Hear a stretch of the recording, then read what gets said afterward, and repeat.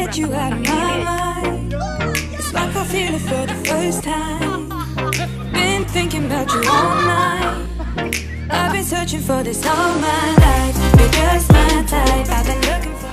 Halo guys, welcome back to my YouTube channel Devita Nobita. Dan di video kali ini gue bakalan ngebahas culture shock apa yang gue hadapi selama ini hampir sekitar 2 minggu gue di sini di Eropa, Belgia. Buat kalian yang belum tahu, mungkin banyak sih ya, tapi selama 2 minggu ini yang paling berasa banget ya ini nonton aja deh.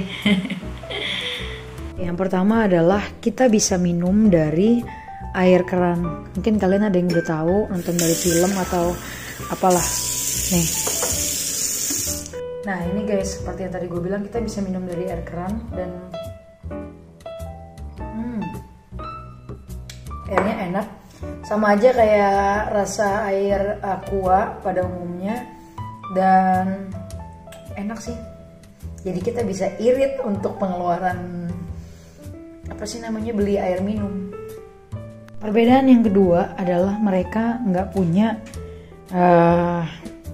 jadi katanya rata-rata hampir semua lah, hampir 90% orang-orang di Belgia sini, di Eropa itu nggak cebok atau bilas sehabis pup atau pipis pakai air. Mereka cuman pakai tisu. Lihat nggak ada airnya kan? Awal-awalnya sumpah gue bingung banget, ini kemana kok nggak ada airnya, bilasnya pakai apa gitu. Ternyata di setiap tempat itu rata-rata emang nggak ada, 90% nggak ada, mungkin 10% doang yang ada, sebagian kecil banget. Ngebahas lagi tentang toilet ya, toiletnya mereka tuh di sini tuh yang kayak yang kalian lihat di cuplikan sebelumnya, mereka itu nggak ada air untuk bilas gitu. Jadi mereka itu toiletnya tuh kering banget gitu. Mereka bahkan ada beberapa rumah yang ada toiletnya itu di ruang TV tanpa pintu gitu. Karena emang nggak perlu banget pintu gitu. Karena mereka juga nggak bilas, jadi nggak ada basah, nggak bakal nyiprat dan nggak bakal berantakan gitu. Ada sisi positif dan sisi negatifnya ya. Sisi positifnya adalah toiletnya jadi bersih gitu, nggak banyak bakteri juga, terus juga bersih lah pokoknya, enak dilihat.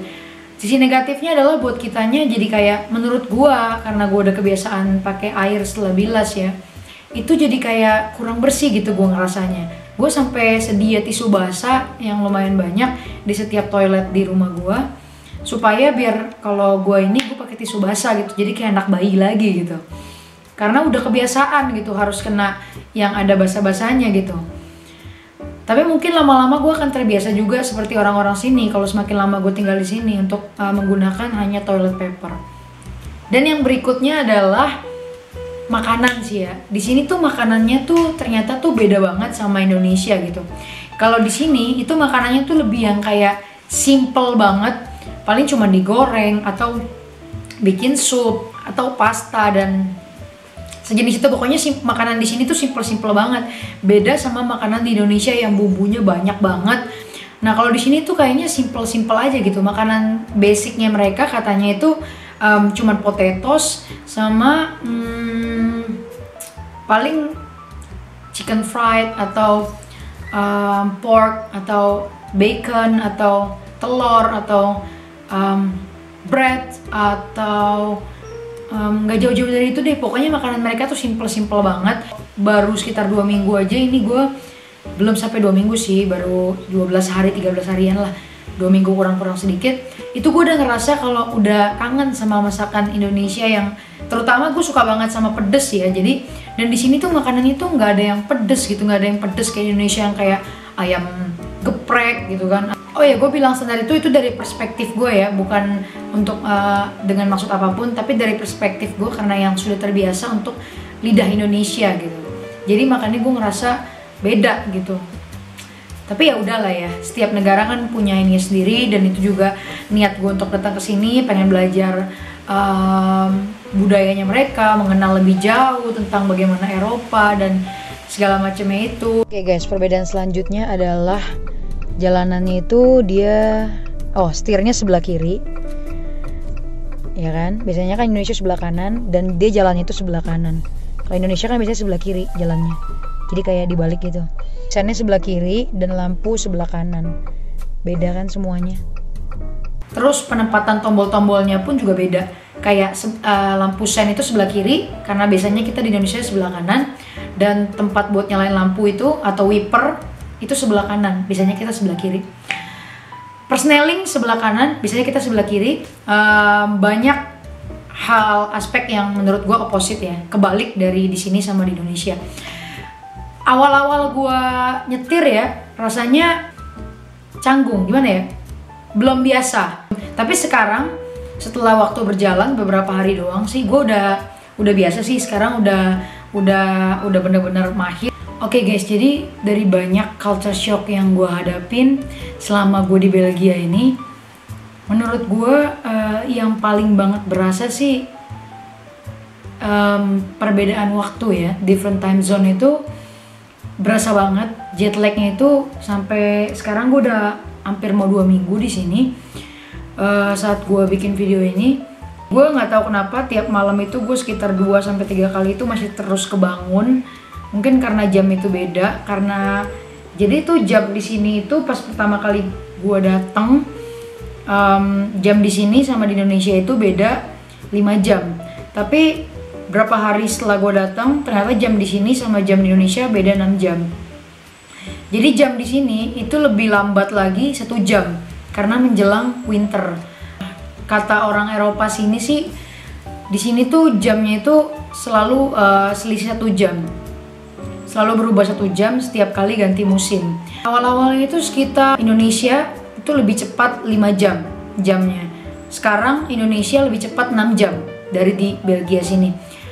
Dan itu mungkin yang membuat gue jet lag parah, karena kayak ibaratnya gini, di Indonesia udah jam 6 pagi, di Belgia itu masih jam 12 malam. Kayaknya sih itu sih alasannya. Itu sih yang menurut gue kerasa banget gitu perbedaan. Di sini sekarang udah jam 6:30 pagi, tapi lihat masih gelap, nggak ada apa-apa kan. Waktu matahari munculnya, awal-awal gue di sini itu sebelum ganti 1 jam ya, berarti masih belum masuk ke winter, masih autumn. Matahari itu baru nongol pagi-pagi sekitar jam 7 atau setengah 8, dan terbenamnya itu sekitar jam 7 malam atau jam 8, hampir jam 8 malam. Itu matahari baru terbenam. Kalau Indonesia kan jam 17.45. Tapi semenjak jam ini berubah, winter ini masuk winter, itu berubah lagi. Sekarang matahari itu terbit itu sekitar jam 7 pagi udah terbit. Kalau Indonesia kan sekitar jam 5.30 itu udah lumayan terang. 7.30 di sini, dan terbenamnya itu sekitar jam 6:30, jam 6 itu udah mulai gelap. Sekarang saat gue buat video ini, kemarin ya, tanggal 31 Oktober 2020. Dan mungkin setiap harinya akan berubah, dan gue excited sih untuk melihat apa aja yang belum pernah gue rasakan sebelumnya dan belum pernah gue lihat sebelumnya. Oh ya, mengenai suhunya di sini sekarang semakin dingin gitu karena menjelang winter. Tapi gue di sini makin terbiasa gitu. Sekitar 10, 11, 12 derajat ini pertama penyesuaian, lama-lama kesini suhunya makin turun, gue udah semakin kuat dingin lah ya istilahnya. Mungkin itu aja dulu ya guys ya dari video gue yang ini. Mungkin nanti kalau ada culture shock lain yang gue hadapin setelah semakin lama gue tinggal di sini, gue akan buat part 2-nya. Terima kasih buat kalian yang sudah menonton video gue. Jangan lupa buat like, komen apa aja video yang mau kalian lihat ke depannya di channel gue. Kasih gue ide-ide baru, dan jangan lupa buat subscribe channel gue biar gue semangat terus bikin video. Dan sampai ketemu di video selanjutnya. Bye-bye.